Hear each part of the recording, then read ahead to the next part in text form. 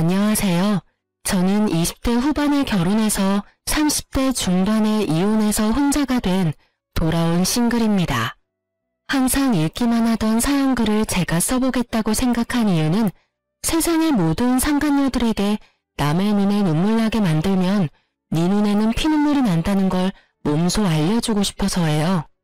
말씀드렸다시피 저와 남편이 이혼하게 된 건 모두 상간녀 때문이었어요. 그런 상간녀가 결국은 저에게 찾아와 제발 이혼하지 말라며 남편 좀 데려가라 부탁했던 사연 들려드릴게요. 저와 남편은 동갑내기 커플로 결혼을 한 건 20대 후반이었어요. 알고 지낸 지는 꽤 오래된 사이로 고등학교 동창이었거든요. 그때 만나고 서로 보지 못하다가 20대 중반에 만나게 됐죠. 그렇게 동창회에서 만나 사랑에 빠지게 된 저희는 20대 후반 요즘 치고는 조금 이른 나이에 결혼을 했어요. 처음에는 저도 예쁘게 꾸몄고 무엇보다 몸매도 날씬했었어요. 그런데 결혼 후 일과 살림을 하면서 점점 스트레스를 받고 그걸 먹는 거로 풀다 보니 살이 점점 찌고 꾸미는 것도 안 하게 됐어요. 저는 성격이 조용조용한 편이고 인내심이 좀 강한 편인데 한번 터지면 주체할 수 없게 되는 단점이 있거든요. 스트레스를 한게 끝까지 참다 보니 점점 집에서 먹는 거로 풀게 되더라고요. 제가 이렇게까지 스트레스를 받게 된 이유는 친정과 시댁의 환경에 있었어요. 친정이나 시댁이나 고만고만하게 못 살아서 매번 돈 나갈 것 많고 집안에 아픈 사람도 참 많았죠. 그나마 다행인 건 친정집에는 아파도 봐줄 사람이 있었다는 것이고 불행인 건 시댁에는 아픈 시부를 돌볼 사람이 시모뿐이었다는 거죠. 게다가 시부는 병원을 무척 싫어하셔서 나이가 더 많은 시모가 시부의 병수발을 직접 해야 했어요.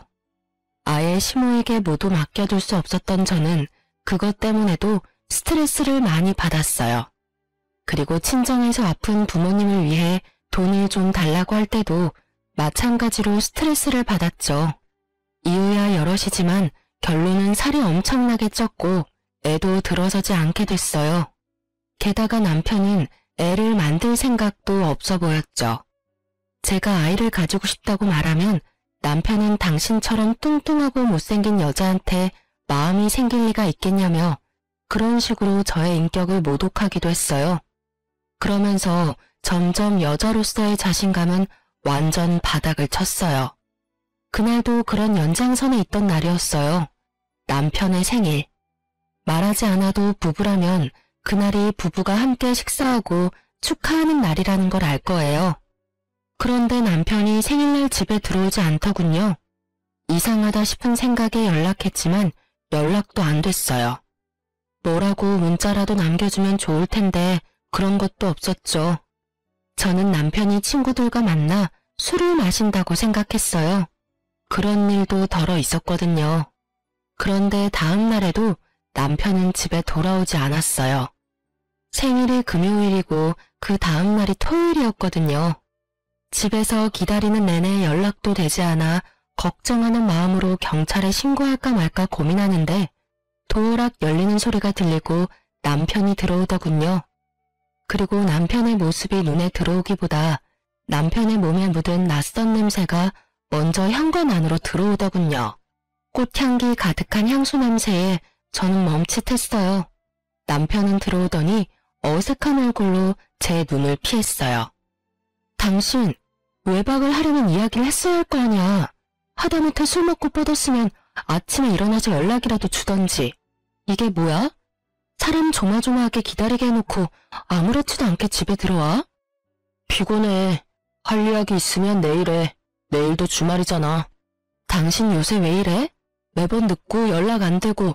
지금도 봐. 생일날 외박에 그 다음날 늦게 들어왔잖아. 지금 이 상황에 진정할 여자가 어딨어? 그래서 뭐가 궁금한데? 친구랑 술 마시다가 뻗어 쳐 자다가 지금 일어나서 온 거라고. 당신 바람 피지?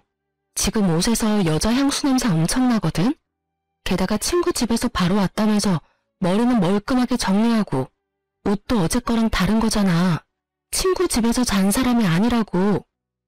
아, 내가 다른 여자를 만나건 말건 당신이 무슨 상관이야? 지금 내 마누라라고 나 관리하냐? 그럴 시간에 네 몸매나 관리해. 되지도 않은 부부놀이할 시간에. 남편의 그 말에 저는 무너진 자존감을 회복할 수 없었어요. 하지만 자존감은 무너졌어도 분노는 더 차올랐어요. 남편이 저를 무시하고 방에 들어간 후 저는 몰래 남편의 자동차 키를 가지고 지하 주차장으로 내려갔어요. 분명 거기에 증거가 남아있을 거라고 생각했거든요. 그렇게 차에 도착해서 조수석을 살피다가 아무것도 찾지 못하고 문을 닫으려는데 뒷좌석에 뭔가 있는 걸 발견했어요. 작은 검은색 상자였는데 바닥에 떨어져 있더군요. 온통 어두운 색이라 미처 발견 못하다가 제가 폰으로 손전등을 켜고 찾는 바람에 우연히 발견한 거였어요. 솔직히 그 상자를 처음 봤을 때는 별거 아닐 거라 생각했어요. 뭘 샀나 보다 싶었는데 혹시 상간녀에게 사준 것일 수도 있잖아요. 그래서 상자를 열었는데 그걸 보고 저는 말 그대로 졸도할 뻔했어요. 그 안에 들어있는 건 임신 테스트기였거든요. 저는 몰래 그걸 들고 집으로 왔어요. 남편에게 따지고 싶었지만 남편은 아예 저를 아는 척도 안 했으니 저는 저 나름대로 남편에게 복수하기로 했어요. 그래서 저는 사람을 시켜 상간녀의 집 주소와 회사 주소, 핸드폰 번호를 알아냈어요. 그리고 남편의 불륜 사진도 찍었죠. 아주 나쁜 두 연놈들이 같은 회사에서 일하고 있더군요. 차라리 좋은 조건이다 싶었어요. 저는 남편에게 연락해 시모가 당신을 급하게 찾는다고 말하며 남편을 시댁으로 먼저 보냈어요. 그리고 저는 남편 회사 앞에서 상간녀가 나오길 기다렸죠. 사진으로 봤기 때문에 그 얼굴이 선명했어요.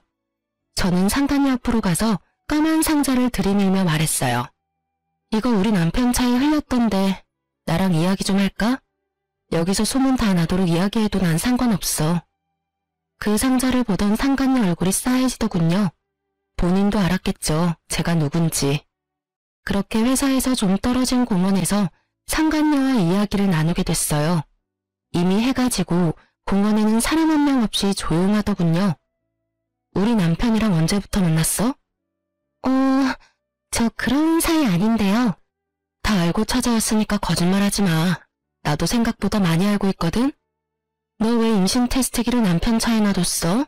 나 보라고 놔뒀니? 그런 건 아닌데. 너 남편애 임신한 거 맞아? 그 사람의 아니에요. 다른 사람 아이예요. 그러니까 그거 돌려주세요. 아, 우리 남편 만나면서 다른 남자도 만나고 있었구나. 그럼 그렇게 이야기하면서 우리 남편한테 네가 먼저 헤어지자고 말해. 지금 당장 내가 보는 눈앞에서. 제 말에 상간녀가 아무 말 못하더군요. 안 할 거면 어쩔 수 없지. 나 너희 회사, 너희 집 어딘지 다 알아. 솔직히 이렇게까지 하면 내 얼굴에 침 뱉기인 건 아는데 네가 안 한다면 내가 다 말해줄게. 회사, 집안의 모든 사람들이 다 알도록. 어때? 이제 좀 내 말대로 하고 싶은 생각이 들어? 네가 남편이랑 헤어진다고 말하고 다시는 만나지 않겠다는 각서 쓰면 나도 이번만은 묻고 넘어갈 거야. 결국 여기저기 소문난다는 말에 상간녀는 절대 안 된다며 눈물을 줄줄 흘리더군요. 이렇게 눈물 흘리며 후회할 일을 왜 애초부터 시작했는지. 불쌍하기보다는 그 얼굴 보니 화가 더 났어요. 왜 자기가 피해자인 척 하는 건지 모르겠더라고요. 울지 마. 울고 싶은 게 누군데 네가 울어? 너 피해자처럼 굴고 싶은가 본데 너는 가해자야. 다른 사람 괴롭히고 상처 준 피해자. 네가 한 짓이 어떤 짓인지 다른 사람들이 다 알게 해줄까? 결국 상간녀는 2번 다시 만나지 않겠다는 각서를 쓰고 남편에게 헤어지자는 문자를 보냈어요. 저는 상간녀에게 말했어요. 네가 우리 남편이랑 다시 만나는 순간이 너한테는 지옥이 될 거야. 내가 네 집과 회사 모두 다 알고 있다는 것만 잘 알아도. 그렇게 말하고 저는 집으로 돌아왔어요. 집에 오니 남편이 똥줄 빠지는 표정으로 저를 기다리고 있더군요. 상간녀가 갑자기 헤어지자 하니 자기 딴에도 무슨 일이 있었는지 눈치챘겠죠. 아니면 그 상간녀가 남편에게 하소연하며 전화했을 수도 있고요. 당신 누구 만나고 왔어? 신경 꺼. 네가 나한테 언제부터 신경 썼어? 내가 누굴 만나든 관심도 없잖아. 피곤하니까 먼저 들어갈게. 그렇게 말하며 집으로 들어오는 저를 남편이 붙잡더군요. 너 그 여자 만났어? 당신이 뭔데 그 여자 만나서 상처를 줘? 열린 입이라고 단줄 하나. 야, 이 미친 새끼야. 상처는 내가 받았다, 이 새끼야. 너 지금 바람 피니까 눈에 뵈는 게 없어?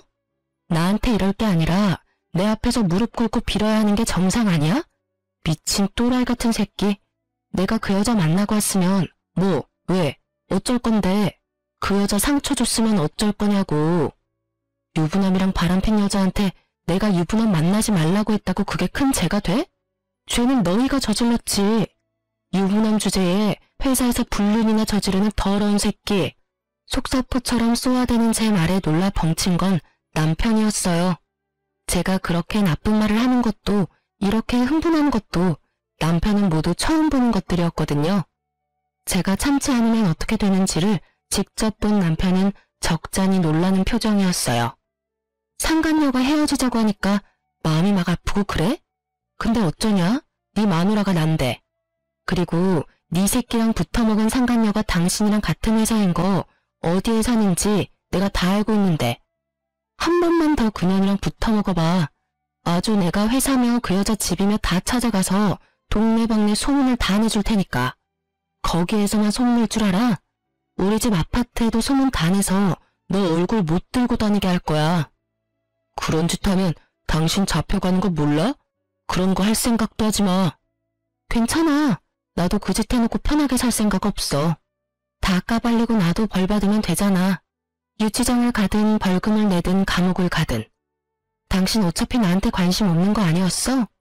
그 여자 만나고 싶으면 이혼하고 해. 근데 나는 지금 당장 이혼해줄 생각 없거든? 그러니까 당신도 각 썼어. 그 여자랑 절대 안 만난다는 각 써.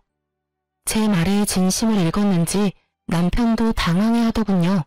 그러더니 결국 각서를 썼어요. 그 각서가 유효하길 바라며 저와 남편은 다시 무늬만 부부인 생활을 이어갔어요. 자그마치 1년 동안 말이죠. 남편은 여전히 저와 함께 있는 걸 싫어하는 티를 냈지만 결국 그 각서와 상간녀와 자신의 안전을 위해 열심히 집에 돌아왔어요. 바람만 피지 않으면 된다고 생각했어요. 지금 당장은 내가 화가 났지만 시간이 지나면 풀릴 거라고. 남편의 마음을 돌리기 위해 다이어트도 시작했고요. 그런데 그런 제 노력 따위는 다 허사였죠. 남편 마음은 제게 돌아올 여지가 1도 없어 보였거든요. 그래도 저는 가정을 깨고 싶은 마음은 없었고 무엇보다 이혼녀라는 타이틀을 달고 싶지도 않았어요. 지금 생각하면 별거 아닌데 이혼을 해버리면 내가 다른 사람한테 나쁜 사람처럼 비춰질 것 같았거든요. 그렇게 저만의 고민과 고통으로 힘들어할 때 다시금 저를 힘들게 하는 일이 생겼어요. 하루는 시부가 연락이 왔어요. 원래 연락은 시모가 하는데 시부에게 연락이 온 거죠. 이상하다 생각은 했는데 시댁으로 잠시 오라는 말에 급히 오후 반차를 쓰고 시댁으로 향했죠. 급하면 남편에게 말하라고 했더니 시부가 남편에게 먼저 전화했더니 전화를 받지 않았다는 말을 하더라고요. 그때 저는 남편이 혹시 또 하는 생각을 했어요. 그렇게 시댁에 도착했는데 시부가 이상한 표정으로 말하더군요. 이놈의 할망구가 노망이 났는지 식사를 안 만들어줘. 내가 뭐라고 해도 그냥 멍하니 앉아 있기만 하고 오늘 점심도 안 먹었으니 네가 밥 좀 해다오. 그리고 혹시 모르니 네 시어머니 병원에 좀 데리고 가봐라. 저는 순간 철렁했어요. 연세가 있으신 데다가 시부의 긴 병에 수발을 들던 시모에게 혹시 치매가 온 건 아닐까 하는 생각이 들었거든요. 제가 일하는 의원에도 가끔 치매 걸린 어르신이 오시는데 식사 때를 잊는다던가 식사를 계속 하시려는 경우가 있다는 걸 저도 잘 알고 있었거든요. 저는 놀란 마음에 급히 시모를 데리고 가까운 병원으로 찾아갔어요. 그리고 결국 진단받은 건 인지장애였어요. 인지장애가 치매가 되면 집에서 돌보기는 좀 힘들 거라고 이야기하더군요. 저도 다 아는 내용이라 더 실감이 났어요. 시모는 알고 있었는데 숨기고 있었던 듯해요. 저는 그 결과에 한숨이 절로 나오더군요. 일단 저는 시모를 데리고 시댁으로 갔어요. 아픈 시부 인지장애 진단받은 시모. 시부모에 대한 이야기를 하려고 남편에게 집으로 최대한 빨리 오라고 했어요. 그렇게 연락을 해놓고 가만히 생각하니 시댁이 남편 회사와 가까워 회사에서 만나 같이 집에 가면 될 것 같더라고요. 택시 타면 교통체증 감안해도 남편 퇴근 시간 전에는 도착할 것 같아서 저는 남편 회사로 향했어요. 그 앞에서 커피를 사서 마시며 기다리고 있는데 남편이 회사 밖으로 나오더라고요. 그것도 상간녀와 함께 둘이 하하호 웃으며 나오는데 완전 열이 받았어요. 헤어지라고 했으면 회사에서도 영 끊어야지. 저렇게 즐겁게 있으라는 이야기가 아니었잖아요. 열받은 저는 남편 앞에 나타났죠. 제 얼굴 보더니 남편도 그 상간녀도 너무 당황한 표정으로 저를 바라보더군요. 즐거워 보이네? 당신이 여기는 어떻게 집에 있는 거 아니었어? 집으로 가려다가 당신 퇴근 시간 맞출 수 있을 것 같아서 회사로 왔지. 그런데 의외의 장면을 보네? 내가 각서 2장 집에 가지고 있는 거 알지? 남편이 입을 꾹 다물더니 상간녀를 먼저 보내더군요. 저는 남편에게 일단 차에 타자고 말했어요. 남편 차를 타고 집에 가는 길에 저는 남편에게 물었어요. 설마 당신 아직도 그 여자 만나? 딱 봐도 헤어진 느낌이 아닌데? 아님 각서는 쓰고 만남은 계속하고 뭐 그런 거야? 여보, 내가 각서를 쓴 건 맞는데 나 솔직하게 말해서 점점 그 여자한테 진심이 되어가. 당신한테는 진짜 미안한데 그 여자한테서 사랑을 느낀다고. 부탁해, 나랑 이혼해줘. 당신도 나랑 사는 거 힘들잖아. 저는 정말 화가 났어요. 저와의 약속을 지키지 않은 것도 모자라 남편이 제게 그 상간녀를 사랑한다고 말하는 것이 너무 배신감이 들었거든요. 내가 힘든 건 내가 알아서 해. 당신이 그런 걸 걱정할 필요는 없지. 그 여자를 사랑하면 나랑 결혼을 왜 했어? 내가 그때 예쁜 몸, 예쁜 얼굴이 아니라서 이제 정이 다 떨어졌어? 너한테는 결혼이라는 게 다 그렇게 쉬운 거야? 싫으면 헤어지고 좋으면 만나고 그건 연애할 때나 하는 거지. 당신 결혼까지 한 사람이라고. 내가 잘못한 거 나도 알아. 그러니까 당신한테 이렇게 부탁하는 거잖아. 제발 나 좀 놔줘. 당신도 그 편이 더 행복할 거야. 저는 남편을 보며 시부모를 떠올렸어요. 시어른 생각을 하며 남편에게 마지막으로 물었어요. 정말로 당신 나한테 돌아올 생각은 없어? 없어. 나한테는 그 여자가 마지막 사랑이야. 그 이야기에 들고 있던 종이컵을 꽉 쥐어버렸어요. 그 탓에 안에 남아있던 커피가 밖으로 흘렀지만 그런 건 신경 쓰이지도 않았어요. 저는 남편에게 내일 이야기하자고 이야기했어요. 그리고 그 다음날 저는 상간녀를 찾아갔죠. 분명히 전날 상간녀가 남편 회사에서 같이 나오는 걸 봤는데 알고 보니 회사를 퇴사했더군요. 어제가 퇴사 날이었고요. 집도 이사를 한 모양이었어요. 그때 생각이 들었죠. 아, 이것들이 어제 그렇게 정리를 하고 저녁에 나한테 이혼하자고 말한 거였구나 하고 열받은 저는 남편에게 상간녀를 데려오라고 했어요. 할 말이 있고 그 여자 데려와서 대면시켜주면 이혼을 진지하게 생각해보겠다 했거든요. 그랬더니 1시간 만에 그 여자가 왔더군요. 팔에는 아주 작은 아이를 안고 말이죠. 그때 임신 테스트기에 그 아이인 것 같더라고요. 애 아빠는? 이 사람이 애 아빠예요. 와, 둘이서 아주 날 가지고 놀았네. 두 사람 애였는데 나한테는 아니라고 하고 여전히 둘이서 잘 만났다 이거야? 거기다 애까지 있고? 그럼 어떡해요. 그때는 어떻게든 그 상황을 모면해야 했으니까요. 그래도 애한테 아빠는 주고 싶은 마음이라서요. 두 사람이 헤어져주면 좋은 가정을 만들 수 있을 것 같아요. 넌 이 상황에 죄책감도 없어? 아니, 미안한 마음 눈꼽만큼도 없는 거야? 죄책감이 왜 생겨야 하는데요? 솔직히 아줌마보다 내가 더 예쁘고 오빠도 나를 좋다고 했고 두 사람 사이의 장애물은 아줌마뿐이잖아요. 오히려 아줌마가 우리 사이를 갈라놓은 거 아닌가? 그냥 그때 알았을 때 이혼해줬으면 됐잖아요. 뻔뻔하기가 아주 하늘을 찌를 듯 하더라고요. 그 말을 들으면서 저는 그냥 다 놔버렸어요. 상간녀가 오기 전에는 남편을 설득해보자 싶었어요. 아픈 시부와 시모를 생각해서라도 다시 되돌려 보려 했는데 이 또라이 같은 두 연놈들은 아주 작정을 하고 저와의 이혼 계획을 세웠더군요. 제가 소문을 못 퍼뜨리도록 이사까지 하고 직장도 옮기고요. 그냥 포기하기로 했어요. 남편 불륜을 눈으로 확인하면서 그런 남편의 부모를 모시는 일을 하다간 도리어 제가 정신병에 걸릴 것 같았거든요. 스트레스가 최고에 이르니 그냥 다 포기하게 되더라고요. 그렇게 됐으니까 당신이 이혼해줘. 내가 해달라는 건 다 해줄게. 솔직히 당신 애도 없고 지금 이혼해도 좋은 사람 만날 수 있을 거야. 이건 무슨 고양이 쥐 생각하는 짓인지.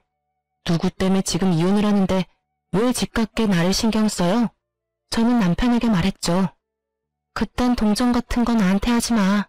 내가 좋은 사람을 만나건 미친놈을 만나건 너랑은 이제 상관없어. 이혼해줄 테니까 위자료 다 내놔. 너랑 네 예비 신부도. 그리고 재산 분할 확실하게 반으로 하고 그거 아니면 나 이혼 못해줘. 못하러 소송해. 그러면 당신 유책 배우자인 건 빼박이야. 혼외자 아들 있는 데다 상간녀도 유부남인 거 알고 만났으니까. 그건 너무 큰 돈인데. 당신도 잘 알잖아. 나도 그만큼 큰 돈도 없고. 일시불 지급 안 하면 이혼은 없어. 돈은 알아서 마련해. 너랑 헤어지는 판국에 내가 당신 주머니 사정까지 고려해야겠어? 세술은 새 부대에 담으라잖아. 이 집 팔고 나한테 돈 주고 너희는 새 집에서 잘 살면 되지. 그 말에 남편은 잠시 고민하더니 알겠다며 알아서 돈 마련하겠다더군요. 그렇게 이야기를 끝내고 저는 집을 나왔어요. 친정으로 가려니 아픈 사람 있는 친정 가봐야 속만 아프겠다 싶어서 시댁으로 향했죠. 시부모 댁에 왔다 갔다 하면서 저도 시부 수발에 도움을 줬기에 제 물건이 시댁에 남아있었거든요. 그리고 남편과 이혼한 것도 이야기를 해야 할 것 같아서 시댁으로 갔죠. 남편에게는 시댁에서 오늘 하루 잘 거고 내일 주말이니 아침에 오라고 했어요. 시부모에게 이혼 이야기도 해야 된다고 말이죠. 그 다음날 시부모 밥을 차리고 제 짐을 싸고 있으니 시부가 묻더군요. 며느라가 너 어디 가는 게냐? 왜 짐을 싸고 그래? 그 사람 오면 말씀드릴게요. 뭐 필요한 건 없으세요? 우리 안사람 그때 병명이 뭐라더냐? 나는 듣고도 잊어버렸어. 치매가 맞대? 치매는 아직 아니고 인지장애라고 하는데요. 치매로 진행될 가능성이 무척 높다고 하셨어요. 그래서 아마 어느 시점이 되면 집에서 모시기는 좀 어려울 것 같고 주간 보호나 요양원을 생각해보라고 하시더라고요. 제 말에 시부가 한숨을 푹 쉬더니 그러더군요. 그럼 내 병수발은 이제 누가 들어주냐? 마누라가 제정신이 아니니 밥도 제때 못 먹을 거고. 그러지 말고 우리 집에서 살면서 며느리 네가 내 병수발을 좀 들어주면 안 되겠냐? 그 말에 대답을 하려는데 남편이 들어오더군요. 그리고 그 뒤에는 상간녀의 모습이 보였어요. 현관에서는 시부와 시모 모습은 보이지 않았어요. 그리고 저는 제 물건들과 통장 하나를 챙겨 나왔어요. 아줌마, 이혼하기로 해놓고 왜 여기 와서 이러고 있어요? 언제까지 본처로 행동할 거냐고요? 이 집에서 당장 나가요? 아주 아나무인이 상간녀 얼굴을 보며 저는 싱긋 웃었어요. 그리고 안방에 있는 시부에게 들리도록 크게 말해줬죠. 아버님, 걱정하지 마세요. 이제 아버님 식사랑 수발 드는 건 여기 있는 아가씨가 해줄 거예요. 제 말에 남편과 상간녀가 어리둥절한 표정을 짓더군요. 그래서 제가 친절히 말해줬죠. 그저께 아버님 전화 받고 어머님 모시고 병원 갔다 왔어. 아무래도 오랫동안 아버님 병수발도 하시고 우울증도 좀 있었던 게 화근이었는지 인지장애 진단받고 집에서 쉬고 계셔. 그 탓에 계속 아버님 식사 준비 시간도 잊으시고 항상 들던 병수발도 제대로 못하셔서 아버님이 걱정이 많았나 봐. 나더러 여기 살면서 병수발 들고 식사 준비 좀 해달라 하시잖아. 어차피 나랑 이혼하면 당신이 저 여자랑 결혼할 건데 이제 그건 저 여자가 다 가져가야 할 부분이잖아? 제 말에 남편이 놀라며 묻더군요. 뭐? 인지장애? 그런 일이 있었으면 나한테 미리 이야기를 했어야 할 거 아냐? 이야기하려고 한 날 당신이 나한테 너무 충격적인 말을 해서 나도 잊어버린 거야. 당신이 이혼하자고 한 날, 당신이랑 상간녀가 다시 만난 걸 안 날, 그날 나도 어머님 아픈 거 알았어. 그거 상의하려고 당신한테 일찍 들어오라고 한 거고. 근데 뭐 이제 난 필요 없다며. 그럼 다섯이서 잘 살면 되지. 결혼이란 게 그런 거잖아. 양가 부모님도 생각해야 하는 그런 거. 오빠, 이게 무슨 말이야? 누가 아픈데? 아, 몰랐어? 아파서 이 집에서 누워 계신 건 아버님이시고 이제 막 인지장애 진단받고 아프시게 된 건 어머님이셔. 그러니까 나를 대신해서 잘 모셔줘. 나는 이혼당했잖아. 제 말에 상간녀의 표정이 잔뜩 일그러지더군요. 그럴 수밖에 없죠. 알콩달콩 셋이서 살아야 할 세 사람 앞에 갑자기 나타난 시부모의 존재가 얼마나 어색하겠어요. 아버님은 몇 년째 누워 계시는데 삼시세끼 꼬박 챙겨드려야 하고 어머님은 곧 치매로 진행될지 모르니 잠시도 눈을 떼면 안 되거든. 오빠, 이게 다 무슨 소리야? 시부모님 모셔야 한다는 말은 없었잖아. 설마 나 속인 거야? 자기야, 그런 거 아니야.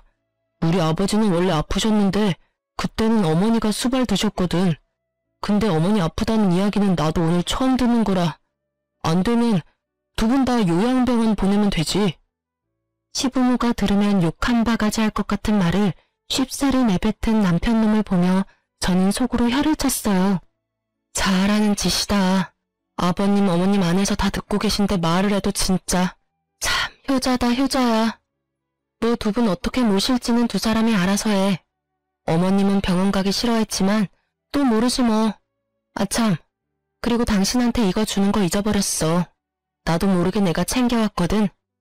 저는 남편이 아닌 상간녀에게 통장을 하나 줬어요. 상간녀는 통장을 보더니 슬쩍 웃더군요. 그 안에 남편과 모은 돈이 들어있다고 생각한 모양이었어요.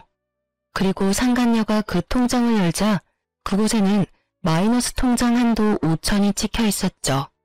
남편이 매달 꼬박꼬박 갚고 있는 마이너스 통장이었어요. 한도 끝까지 빌린 데다 기한 연장이 안 되는 걸로 알고 있는데 그것도 당연히 그 상간녀에게 돌려줘야 하는 거잖아요. 내가 보관하고 있어서 내 것인 줄 알았는데 당신 거잖아. 당신 미래의 와이프한테 줄게. 아마 다다음 달 말일까지였던 것 같은데 잘 갚아. 이제 나는 한시름 좀 놓겠네. 상간녀는 멘붕이 온 표정이었어요. 그리고 그런 상간녀를 보던 남편놈은 허둥지둥 그렇게 말하더군요. 저기요, 괜찮아. 예전에 신혼집 팔면 크게 문제 될 건 없을 거야. 미쳤어? 이 돈을 다 갚고 어떻게 살아? 설마 이딴 돈 갚으라고 나한테 결혼하자고 한 건 아니지? 이러면 완전 사기 결혼이라고. 걱정 말라니까. 부모님은 병원 보내고 우리가 이 집 들어와서 살면 되지. 아니면 이 집도 팔고 새 집으로 이사 가자. 애써 행복회로 돌리는 남편과 상간녀를 보니 웃음만 나더군요. 그렇게 쉽게 해결될 일들은 아니거든요. 시부모의 집이 어떤 상황인지도 모르고 상간녀랑 바람피느라 본가가 어떻게 돌아가는지도 모르는 남편놈을 보니 웃기지도 않았지만 알려줄 의리가 제게 있을 리가 없잖아요. 나중에 알고 피부도록 놔두는 게 훨씬 나을 테니까요. 그러고 보니 좀 걱정이 되더군요. 합의로 했다가 돈 안 주면 말짱 도루묵인데 싶었어요. 그래서 합의 아니라 소송으로 하자고 했어요. 우리 합의하기로 한 거 혹시 모르니까 소송으로 하자. 당신한테 받을 수 있는 거 다 받아내려면 소송이 가장 확실할 것 같으니까. 그리고 상간녀 소송도 할 테니까 둘 중에 누가 내든 확실하게 돈 줘. 그럼. 저는 그렇게 말하고 남편과 상간녀를 두고 친정으로 돌아왔어요. 그리고 남편과 소송에 돌입했죠. 당연한 말이지만 남편과 상간녀가 저를 이길 순 없었고 제가 원하는 바는 거의 다 이루고 이혼이 이제 코앞이었죠. 애가 없어서 그나마 짧게 걸렸음에도 몇 달을 허비했어요. 그래도 제가 원하는 결과에 가깝게 판결이 났어요. 제가 이혼 후에 가장 먼저 한 게 뭔지 아세요? 필라테스 예약하는 거였어요. 남편과 결혼하고 찐 살들, 남편과 함께 떠나보내기로 작정했거든요. 이제 신경 써야 할 건 제 인생뿐이었으니까요. 정말 마음 편하게 살도 빼고 열심히 꾸미고 취미생활도 동호회 생활도 열심히 했어요. 그리고 몇 달 안 돼서 제가 일하는 병원으로 상간녀가 울상인 얼굴로 찾아왔더군요. 아줌마, 이혼하지 마. 제발 다시 당신 남편 좀 데려가. 그 시댁 사람들도 다 데려가고. 다짜고짜 저를 보더니 사정사정하며 매달리는 상간녀를 보니 그동안 아주 된통 당했다는 걸 알 수 있었어요. 그 예쁘던 얼굴은 다 상하고 그 상간녀도 저처럼 살이 오르기 시작하더군요. 시댁과 남편이 주는 스트레스가 생각보다 상당한 것 같더라고요. 당연한 일이었죠. 자기 생각대로 된 건 결혼 그 자체뿐이고 나머지는 다 생각과 빗나가 버렸을 테니까요. 여기 와서 이러면 곤란한데요? 전 남편이랑 저는 이제 남남이고 저는 법적으로 이제 곧 싱글이에요. 그리고 당신은 제 전 남편의 여자친구고요. 그리고 너무 웃기네요. 헤어지라 할 때는 못 헤어진다더니 정작 둘이서 저를 이혼하도록 만들고 나서는 이제 와서 이혼하지 말라니 어느 장단에 춤춰야 할지 모르겠네요. 애랑 셋이서 알콩달콩 잘 살면 되지 왜 저한테 와서 이상한 소리 해요? 가족 셋이서 행복하게 살고 싶다 해서 헤어져 줬는데 뭐가 부족해요? 제가 빈정대며 이야기하는 걸 눈치챈 듯 했지만 상간녀는 아주 절박하게 저한테 매달려 말하더군요. 우리 애 그 남자 아이 아니에요. 그러니까 제발 이혼하지 말고 그 사람 좀 데려가요. 진짜 미쳐버리겠어. 시부모는 잠시도 가만히 있지 못하도록 만들지 그 사람은 이런 나 무시하고 집안일까지 완벽히 해내기를 바라지. 그 와중에 그 사람 빚까지. 거기다 지금 당신이랑 이혼해서 내야 하는 위자료랑 재산 분할 생각하면 지금 눈앞이 어질어질하다고. 아줌마, 나 이렇게는 못 살아. 그러니까 당신한테 다시 돌려줄 테니까 둘이서 잘 살아요. 나 2번 다시 두 사람 사이 방해 안 할 테니까. 무슨 헛소리 하는 거예요? 저 이제 내일이면 서류 정리 끝나서 싱글이에요. 그리고 둘이 못 살면 둘이서 알아서 하는 거지 왜 다 끝난 나한테 와서 이래요? 어이가 없어서. 부부 일은 부부 둘이서 알아서 해요. 그리고 이해 좀 하고 살아요. 그 사람은 당신이 마지막 사랑이라더라고. 그러면 그 사랑에 보답해줘야 하는 거 아니야? 거기다 당신도 그 남자 사랑한다며. 그럼 빚이 얼마던 시부모 수발아 얼마나 힘들던 그건 당신이 가져가야 할 일이지. 나한테 이야기한들 이제 와서 내가 뭘 해줘요? 나 이제 그 집안이랑 관계도 없는 사람인데 당신이 나를 그렇게 만들었잖아. 그러니까 사과할게. 사과한다고. 미안하니까 제발 좀 어떻게 해줘봐. 그리고 솔직히 말하면 당신도 한패나 다름없잖아. 그 집이 그 모양 그 꼴인 거 알면서 나 거기로 들어오게 만든 거 아니야. 당신이 책임져? 당신이 책임지고 나 빼내라고. 제 발로 그 집에 들어가 놓고는 뭐? 그리고 네가 나를 쫓아보냈잖아. 나한테 당장 그 집에서 나오라며? 네가 네 입으로 말해놓고 이제 와서 딴소리를 해? 책임은 네가 져야지. 네가 애초에 유부남이랑 바람을 안 폈으면 애를 안 가졌으면 이런 일도 없었겠지. 남의 가정 박살내놓고 네 가정은 아주 행복한 꿈처럼 살 수 있을 거라고 생각했나 봐. 꿈도 크지. 너 같은 상간녀가 잘 되면 그거야말로 세상이 이상한 거지. 네가 왜 그런 일 당하나 싶지? 다 네가 만든 업보야. 네가 저지른 일에 대한 대가고. 그러니까 끝까지 책임지고 그 남자 맡아줘. 괜히 나한테 떠넘기려 하지 말고. 저는 꽥 소리를 지르고는 목을 다듬었어요. 그리고 저희 병원 명함을 하나 꺼내줘 줬어요. 시부모 모시기 힘들면 전문 병원에 맡겨. 물론 돈은 다 받을 거고 할인 같은 건 안 돼. 환자가 너무 싫어하거나 폭력적이어도 안 되고. 둘이서 잘 상의해서 결정하고 연락 줘. 우리도 환자 유치 요즘 많이 하려고 하거든. 힘들어서 저한테까지 와서 하소연하는 환장하다 못해 속이 썩어 문드러져 가고 있는 상간녀에게 병원 영업까지 하고 저는 망연자실한 상간녀를 두고 병원으로 들어와 버렸어요. 그리고 나중에 알게 됐죠. 그 상간녀가 그 짧은 몇 달 동안 어떻게 지냈는지. 당시에 저는 상간녀가 회사를 퇴사한 줄 알았는데 그게 아니라 육아휴직 중이었다고 하더라고요. 육아휴직하면서 시부모를 결국은 모셨다는데 시부가 시모가 하던 반찬 맛 안 난다고 몇 번을 퇴짜 놓고 반찬 새로 만들게 했대요. 거기다 시모는 저와 전 남편이 이혼한 뒤 스트레스를 받아서 그런지 치매가 생각보다 일찍 왔고요. 계속 말썽을 피워서 상간녀가 잠시도 쉴 틈이 없었다더군요. 게다가 저한테 위자료까지 줘야 해서 신혼집을 처분한 돈 중에 남은 돈은 또 없었던 것 같더라고요. 재산 분할도 분할이었지만 남편과 상간녀 두 사람이 각각 저에게 줘야 할 위자료도 있었거든요. 그것만으로도 감당이 안 되는데 마이너스 통장까지 있었잖아요. 기한 연장이 안 돼서 결국은 바로 갚아야 했는데 돈 없어서 시부모 집까지 팔려고 했다고 하더라고요. 그런데 막상 뚜껑 열어보니 시부모 집도 담보대출로 한도 끝까지 대출 끌어당긴 상태였고 팔아봐야 몇 천만 원 팔고 나와서 전세를 얻을 수 없는 상황이라 결국은 상간녀 명의로 돈을 좀 빌린 것 같더라고요. 저는 그렇게 될 줄 다 예상했었어요. 그걸 예상 못한 건 전 남편이었죠. 솔직히 그런 현실 같은 건 다 내다버리고 상간녀와 달콤한 꿈이나 꾸던 놈이 뭘 할 수 있었겠어요. 상간녀도 전 남편도 꿈에서 깨어나 혹독한 현실을 마주하는 것밖에 별 도리가 없었겠죠. 상간녀가 다녀가고 며칠 지나지 않아 전 남편이 저희 병원 앞에서 저를 기다리고 있더군요. 제가 전화를 모두 무시했더니 직접 앞에서 기다리고 있었던 거였어요. 그 상황이 너무 웃겼어요. 이혼 전이랑은 정반대였거든요.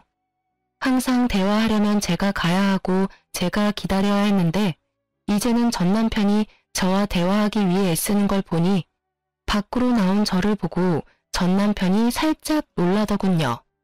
저도 그간 살을 많이 뺐거든요. 거의 15kg를 운동과 식이 조절로 감량했으니까요. 생각보다 빨리 예전 몸으로 돌아오고 있었죠. 사실 스트레스를 덜 받으니 폭식이 줄어서 빠진 것도 있긴 했죠. 어쨌든 예전 모습으로 돌아가고 있던 제 모습에 놀란 건지 전 남편이 살짝 놀라더군요.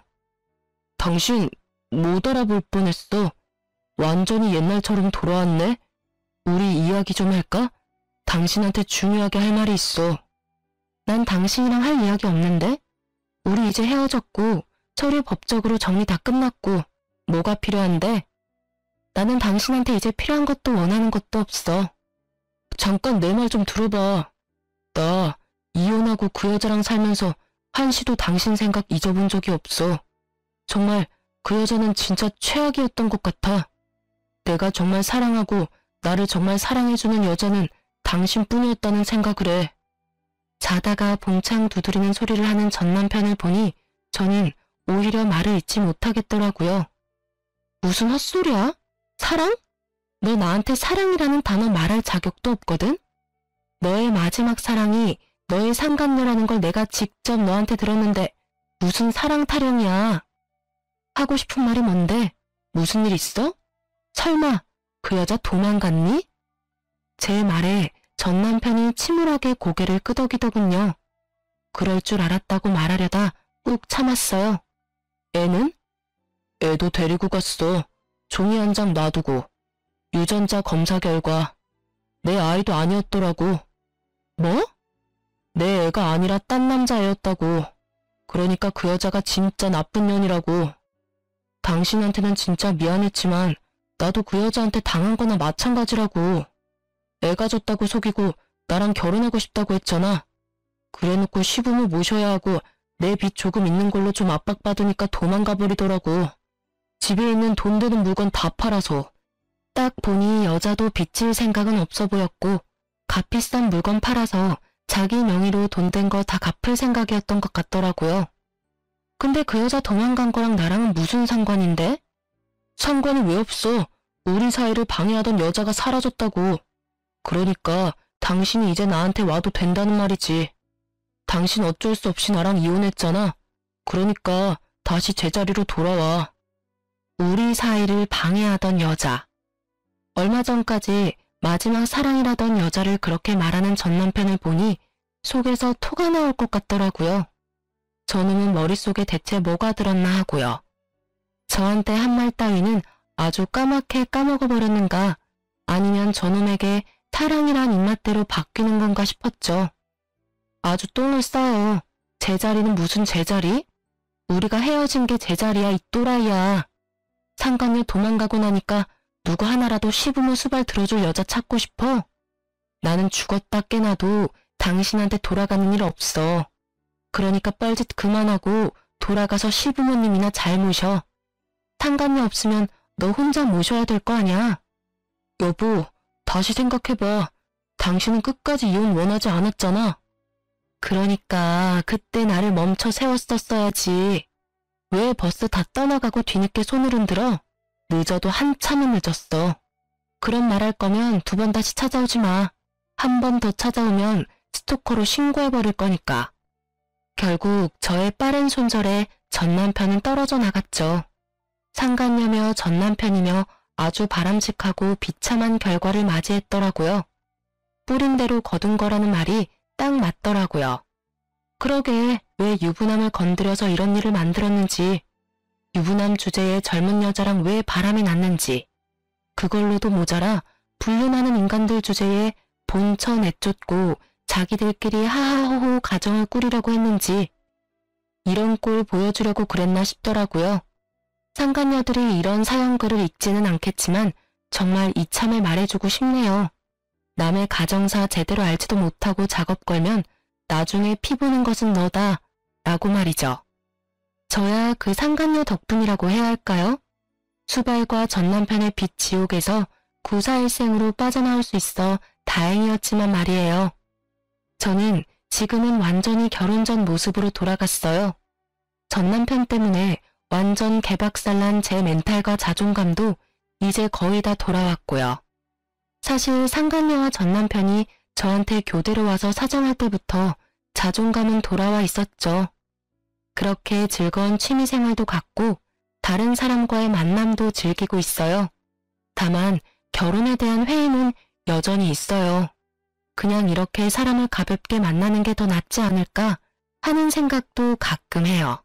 깊고 결속력이 강한 관계라는 건 마음이 변했을 때 정말 상대방에게 큰 상처를 줄 수도 있다는 걸 이번 이혼을 통해 톡톡히 배웠거든요. 남편과 이혼하며 받은 돈으로 작지만 아파트 사서 저만의 시간을 보내는 지금이 저에게는 더없이 소중해요. 아직까지는 그런 여유롭고 자유로운 시간을 더 많이 보내고 싶어요. 제 글 읽으시면서 어떠셨는지 궁금하네요. 익숙치 않은 글을 쓰느라 조금 버벅거리기도 했지만 좋게 봐주셨으면 해요. 그리고 제 글 읽고 답답한 속 뻥 뚫리셨으면 좋겠어요. 그럼 저는 이만 물러가 보겠습니다. 들어주셔서 감사합니다.